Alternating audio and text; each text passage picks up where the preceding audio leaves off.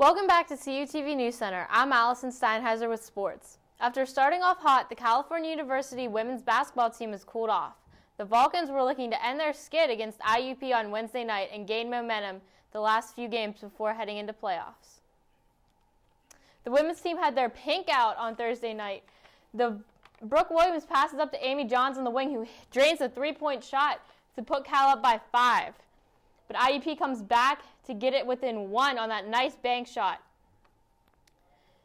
Williams then gets the ball at the top of the key, is able to drive the lane and get the bucket to go, as well as the foul to put Cal up 35-33. Then Kayla Smith makes the nice hook shot down low and is able to put Cal within a 4-point lead. Brooke Williams passes up to Kayla Smith, who drives the lane and is able to give Cal another 4-point lead. This time Smith passes over to Williams, who hits the shot to give Cal a 41-40 lead. Andrews is able to hit a 3-point shot to pull Cal within 3. And this time Smith and Williams hook up again. Williams gets the pass down low, drives the baseline, and gets another 2 points. She had a great night. Cal goes on to win 75-56. Brooke Williams had 27 points and passed 2,000 career points for her total. The men's basketball team is also looking to push into the playoffs. They are riding a 4-game win streak, and they continue to do so against IUP. The boys are continuing their win streak. Here, Jerry Nixon drives the baseline, banks it off the glass, and gives Cal a 7-6 lead early on. Joe Bernardo hits the long 3 shot and drains it to give Cal an 11-9 lead. But IUP starts the comeback with Thomas Young hitting a 3-ball to put them up, or to pull within 1. Julian Saunders puts another 3-ball up and drains it to put IUP up 27-16. Nixon at the end of the half drives down, steals the ball, and with the nice shot puts it up within 14. Austin Smith, another basket for IUP.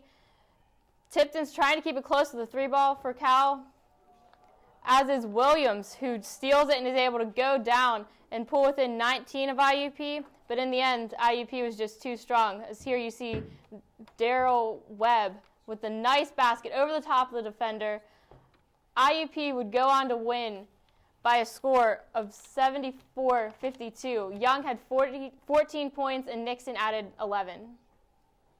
From college basketball to the Olympics, Olympian Teresa Edwards made a visit to California University during the Sports Management Conference.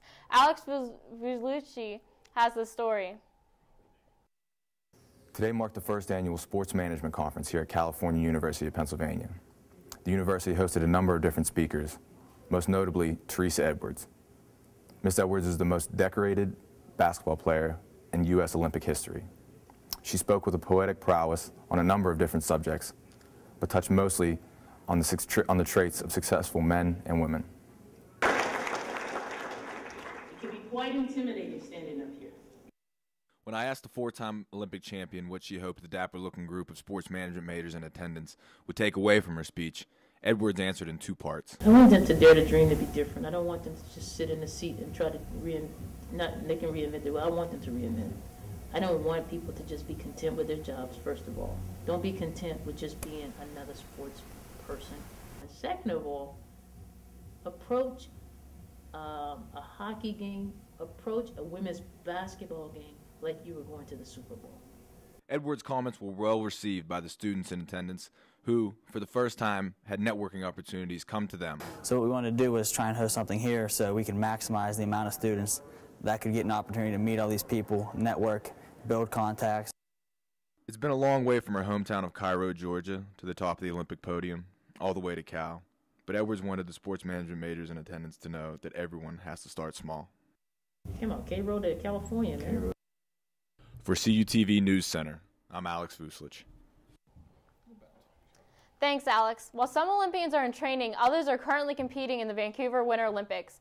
Through Wednesday night, the U.S. led the medal count with 14 medals. Germany was in second with 10, France had 7, Canada had 6, and South Korea rounded out the top 5 with 5.